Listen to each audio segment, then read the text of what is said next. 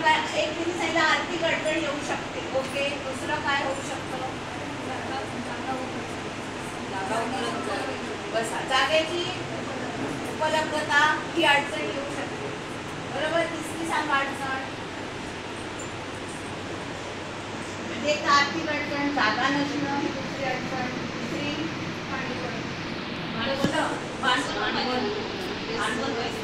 भांडवल म्हणजे आर्थिक सांगितलं ना. दुसरं काय येऊ शकतं?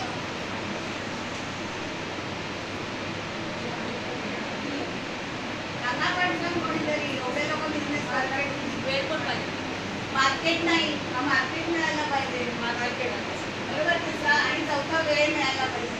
आता आपण 4 गोष्टी आयडेंटिफाय केल्या. बरोबर. त्या ऑब्स्टॅकल कोणत्या कोणत्या? एक आर्थिक, दुसरी म्हणजे जागा, तिसरं म्हणजे वेळ आणि मार्केट म्हणजे मार्ग. आता तुला सांगायचं की या प्रत्येकावरती तू कसा वेळ करणार. पहिली आवडीला पहिली वेळ सगळ्या गोष्टी चांगल्या प्रकारे विचार करायचा आणि प्रत्येक गोष्ट अशी त्याच्यानंतर आपण काय करून ठरवायसाठी कुठं मार्केट करायचं, कुठं नाही करायचं. आणि सर्वात प्रथम तू कोणती अडचण सोडवली?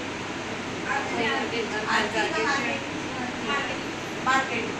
तिचं म्हणणं असं आहे की मला पहिल्यांदा मार्केट मिळालं तरच मी पहिल्यांदा सुरुवात करतो. खूप छान. म्हणजे आधी मार्केटचं तुला काय करावं लागेल? रेकी करावी लागेल. सगळी माहिती गोळा करावी लागेल.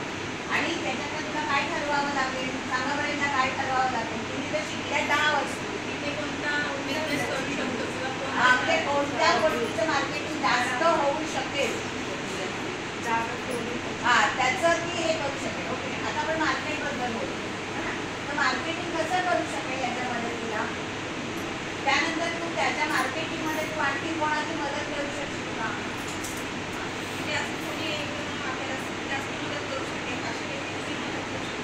म्हणजे कोणातरी चांगल्या म्हणजे त्याला काय म्हणतं नेटवर्क भेटतं. आपण सगळ्यांचं एकत्र आपण साखळी केली तर आपण चांगल्या साखळी प्रकारे कसं एकमेकीच्या सगळ्यांनी प्रत्येक बरोबर.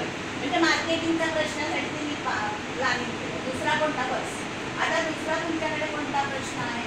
तो म्हणजे वेळेचा. आता तुम्ही वेळेचं काय कराल?